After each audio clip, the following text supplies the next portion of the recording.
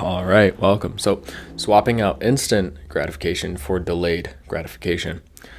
So, this video is all about how to actually swap your habits, right? How to switch from instant gratification over to more delayed gratification, right? How to change your habits up so that you can actually begin to delay gratification for the future instead of constantly seeking instant pleasure now, right? Which, as we've talked about, instant gratification will lead to long-term suffering, whereas short-term suffering will lead to long-term pleasure and enjoyment, right? Long-term fulfillment. So we are sacrificing the now moment. We are sacrificing in the now for the future, right? And even a better perspective to look at this with is that you are not even sacrificing anything, right? You are simply sacrificing the activities that cause you the suffering, right? And so that's not much of a sacrifice. That's actually more of a benefit to you than anything else. And so if you have this perspective of what I'm delaying for the future is actually a benefit to me now, you can actually begin to do this easier, right? So if you think you are sacrificing or losing something, it's harder to do, but you are gaining something by doing the harder work now. So if you guys are athletes, entrepreneurs looking to increase your productivity and make the most potential progress, go ahead and click the top link in the description to join Self-Improvement Synthesized. And that second link in the description is my coaching, my one-on-one coaching program. So you can book a call with me or you can DM me on Instagram if you're interested in that. But now we will get into the video itself. How I beat my social media addiction. Right? Specifically my social media addiction, right? Because this is one that a lot of people struggle with, and this is probably the best example I have of the process that I'm going to show you guys. So let's see. When I was 14, I think it was. Oh no, I was 13. When I was 13, that's when I started watching TikTok, right? I remember thinking, how fucking corny is that shit, right? How stupid and dumb is TikTok? How dumb are these motherfuckers? All of my friends sitting there watching TikTok, watching their TikToks, right? Like they would sit there brain dead watching these stupid videos is what it sounded like. And I just remember thinking like, that's so dumb. Like I that's so weird. It's so odd. It's so like humans aren't meant to be like this, right? Like we're sitting in a room hanging out and my friends are just on their phones, right? Just like watching all this weird brain rot stuff. And even obviously I didn't think like that or talk like that back then, but I remember having this feeling of thinking it was really odd. Like it was really weird. Like what are these guys doing? And then eventually I ended up downloading it, and I can't remember exactly why, but I know I ended up downloading it. And then within, I don't even know how long really, right? It felt like my life just skipped a beat almost, and suddenly I was addicted to it, and suddenly I was watching it in all of my free time, right? And even then, I never really watched it a lot, right? I'd never spend too much time on these apps, right? I never noticed myself like constantly pulling out my phone, or the moment I was bored, I'd pull out my phone. But whenever I'd just be sitting around hanging out with my friends, they're on TikTok. All right, let me pull out my phone. I'm on TikTok, right? But then eventually it did get to the point where I noticed how I was spending hours a day just scrolling through TikTok, right? Hours a day. And I was 15, 16 at this time now, right? Hours a day when I was old enough to be doing real things, right? I was old enough to really be making progress in my fitness, right? I could have started a business, but instead I wasted my time just wasting away, just scrolling away on TikTok, right?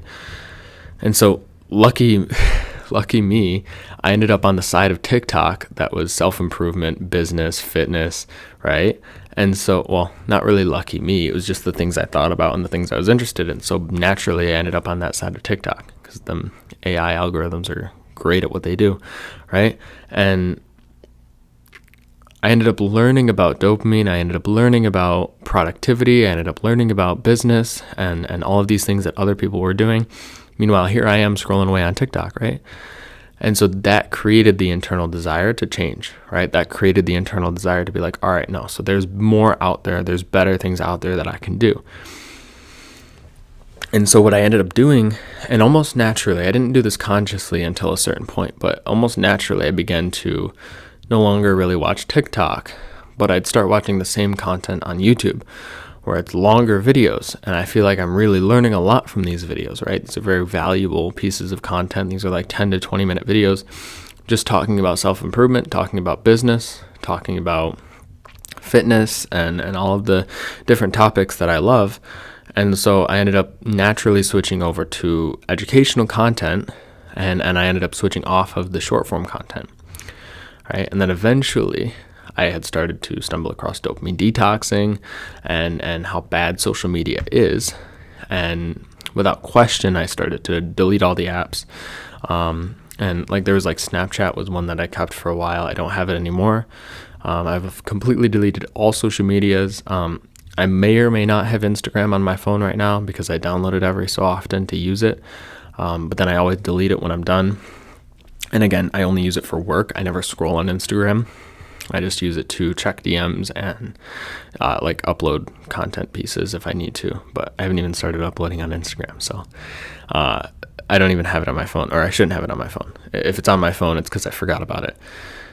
So I have no social media. I have no desire to use social media. I barely go on YouTube. If I am on YouTube, I actually end up not liking it. Like I get a weird feeling now. I'm like, I don't know. I don't like this. But if I am on YouTube, I have specific people I'm subscribed to and specific people that I watch. And all of it is usually long form educational content. And then the only shorts I watch are like from Red Bull and Burton. So like snowboarding clips and stuff. But I don't even watch that stuff anymore. I used to. About a year ago, I would still watch shorts every once in a while, right? And I would use the excuse that it is somewhat educational and somewhat productive because I'm learning about snowboarding and tricks and stuff. But eventually I even cut out that as well, right? So when I started learning about dopamine detoxing, I removed at least all of the apps that I was really addicted to that were really bad. TikTok, Instagram was gone. YouTube stayed because I was watching long form content now. And then eventually what I realized was, okay, now I'm still kind of distracted by this dopamine. So what I did was I ended up switching over to long form educational content, right? Full long form videos, hour-long podcasts, 2-hour-long courses and full guides, right? And so what this allowed me to do was actually view the content I was watching as something that was somewhat productive, as something that had value if I didn't overdo it. And so by switching from short form content, the addictive stuff, over to long form content that isn't as addictive, that isn't stimulating, that's just like my content, where it's just somebody sitting there teaching some information, right? That allowed me to break the desire for social media, for this overstimulation, for any type of short form content, right? And like I was explaining, just by having YouTube, I still got distracted by shorts, right? I still got distracted by just other content, right? I would get distracted by other topics, other content. And so eventually, right now I have filters on my YouTube. So even when I am on YouTube, I can't see any recommended videos. I can't see shorts. I can't see any of that. So I don't use any of that stuff anymore. But when I was still on YouTube, on my phone at least, I noticed it was specific to my phone. I would get distracted very easily because the habit was still there. And the way I fixed that was switching again over to school instead, right? Because all the pieces of content in school are actual education courses, right? Nobody on school is making shorts to keep your attention. Nobody on school is making stimulating edits to keep your attention on their videos. It's just education, right? And so now I pretty much just watch content on school and sometimes YouTube. Very specific people, very specific types of content. But for the most part, I don't watch any content. Even school, I don't go on school anymore. I pretty much just read books and make my own content, right? But the switch was going from the stimulating type of content, switching over to educational content, less stimulating content, right? This type of content took more effort, took a little bit of work, and so it became a form of delayed gratification, right? I turned the instant gratification over into a form of delayed gratification. Does this make sense? So I know I took a very long time to explain that, but this is the whole concept we're talking about, right? We're simply switching from this this instant gratification activity, we're switching it to a delayed gratification activity that complements it. So what I determined was the reason I watched shorts in the first place was because it was educational, because I felt like I was learning something. But then as I realized more about attention and dopamine, I realized I wasn't learning anything at all, first of all. And second of all, it was really only harming my ability to then go and implement what I was learning.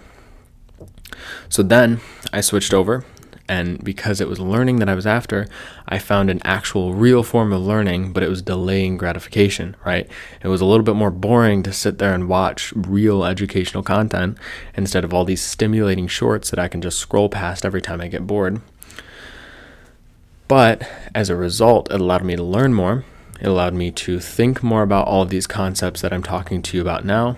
And it allowed me to turn myself into the type of person that actually can achieve my goals, right? It allowed me to turn myself into the type of person that knows about self-improvement, that acts upon self-improvement, instead of just some brain rot, brain dead zombie scrolling around on TikTok, right? So why it is so hard to quit?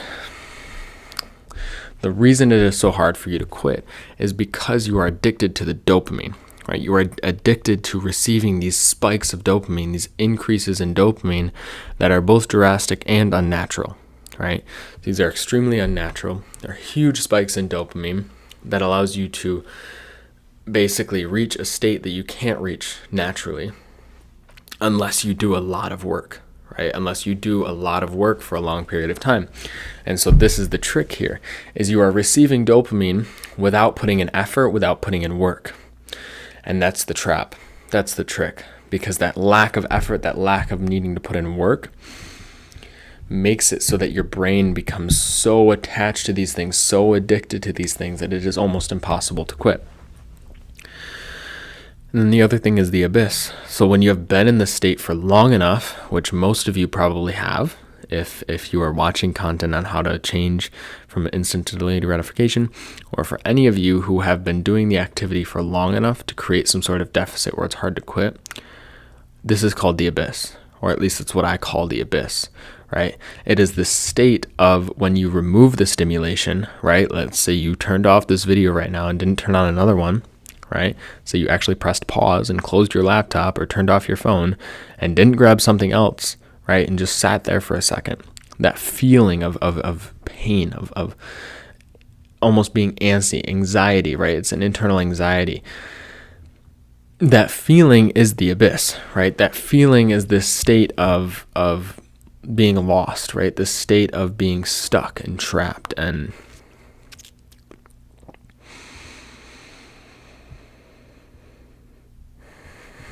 almost dissatisfied with your current state and your current reality, right? And so there's a dissatisfaction of just being, right? Just being present. That state of antsiness when you are just sitting with yourself, that is what I call the abyss, right? This is a state where it is so hard to just sit in reality, just do basic things, that you need this constant stimulation, right? And that when that stimulation is removed, you feel this intense pain and intense dread, right? That's the abyss, right? You were lost and drifting through this abyss. And so any advice you hear about how to fix it, you can't take action because it's so painful, right? This current state that you're in is so painful that you can't just take time away from your stimulation, right? The best you can do is watch video after video, maybe possibly finding an answer, right? Maybe possibly finding a way out.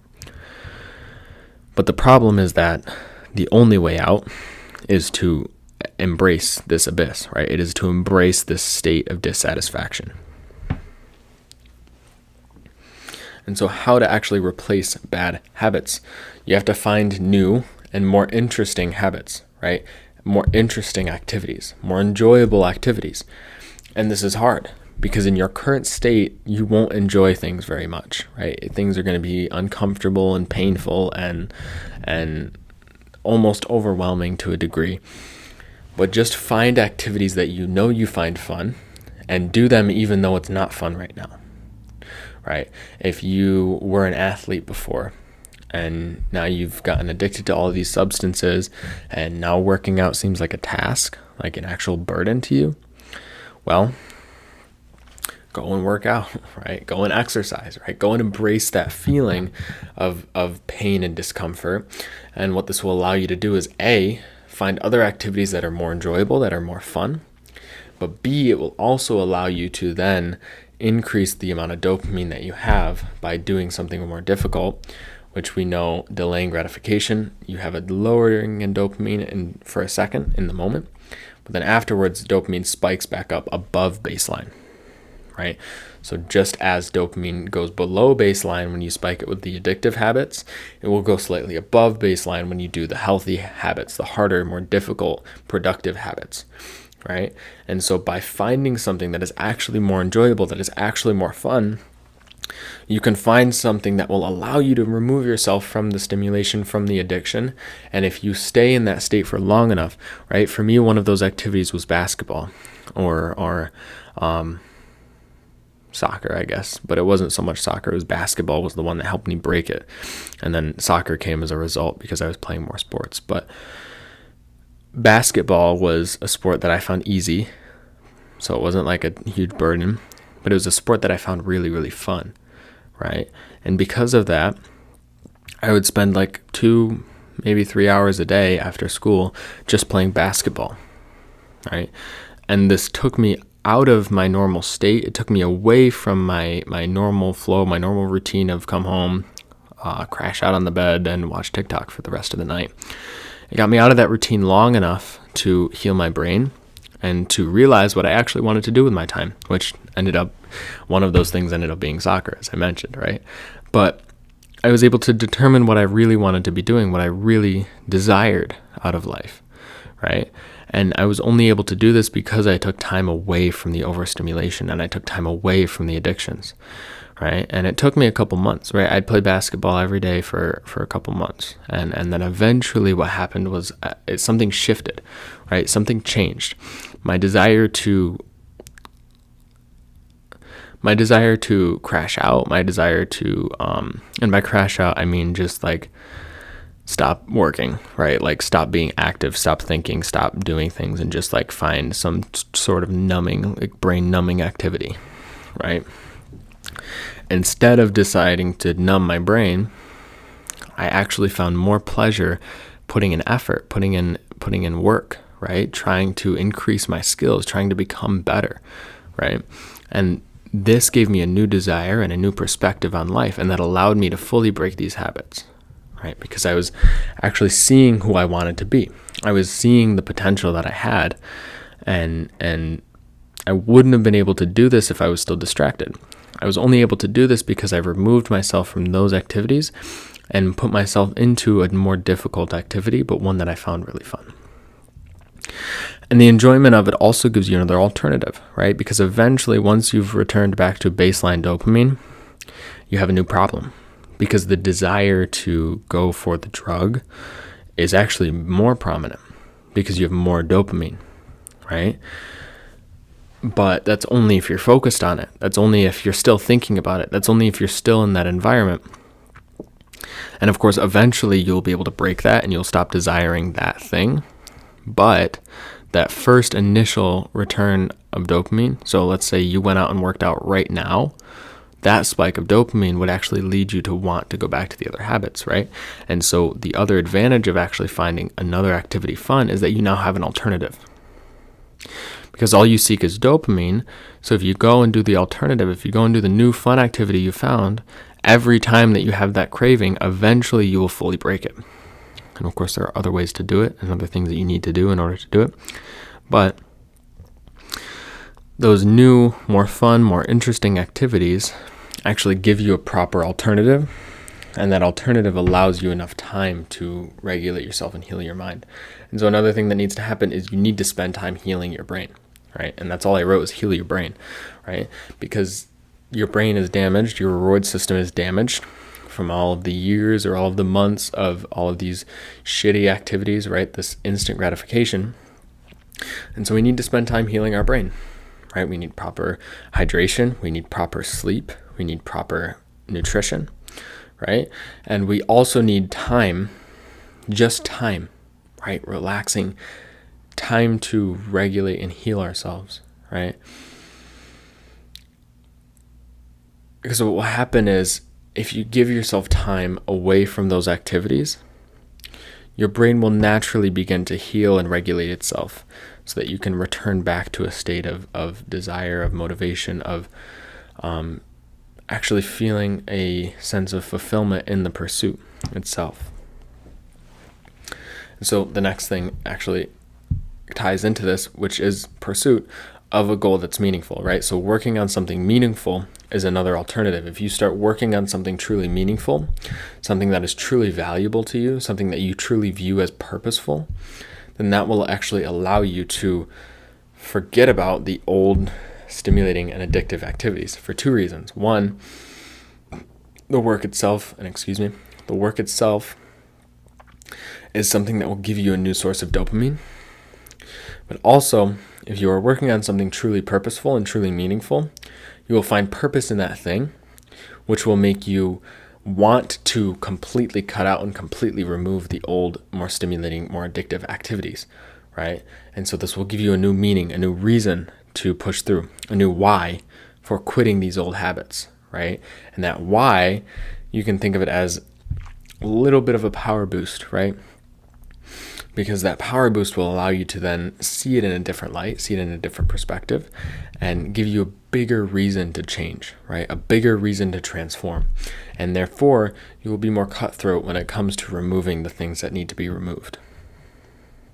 And then the last thing I have is exercise, right? Exercise for the same reason I was work and finding another fun activity, right? It will regulate your dopamine because it is a delayed gratification activity, but also exercise in particular releases certain chemicals within the brain. It releases endorphins and it releases serotonin, which allows you to feel more satisfied within your current state.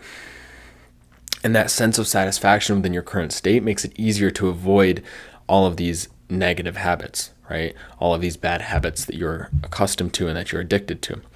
And so you can break these habits by actually returning to a state of internal peace. And one of the things responsible for that is having a proper amount of endorphins and serotonin within your brain and within your body. So exercise itself is another key, right? If you're really in the hole and you can't do anything, and I will be honest, this is one of the things I had to do to get myself out of the hole, was I wanted to work. I wanted to just focus on business, and I wanted to make some real progress in business. But I noticed myself continuously getting stuck in ruts. And so I had to change my schedule. So I wasn't working first thing in the morning and I'm exercising instead. If you cannot do anything, just wake up and exercise. Just wake up and do 5 push-ups, right? Just wake up and do 10 squats, right? Just wake up and do something. And obviously, if you can do more, do more. But at the very least, just get up and do some form of workout, some form of exercise first thing in the morning. And this will allow you to feel better the rest of the day. It'll allow you to feel clear. And that boost of endorphins will make it easier for you to not jump right into your scrolling, right? Your doom scrolling for the day or eating some shitty junk food for the day because you need a sense of stimulation. You no longer need that sense of stimulation, and so you can consciously decide to avoid it. Whereas before, when you're in this state of needing that stimulation, right, being almost anxious to get it, it's very hard to avoid it, right? So that is all I have for you guys, right? If you guys are interested in learning more about self-improvement and maximizing your potential, you can go ahead and click the first link in the description. You can also go and book a call with me to work with me one-on-one. But that is all I have for you guys, and you can go and press subscribe if you haven't already. But that's it, and I'm out of here. Peace.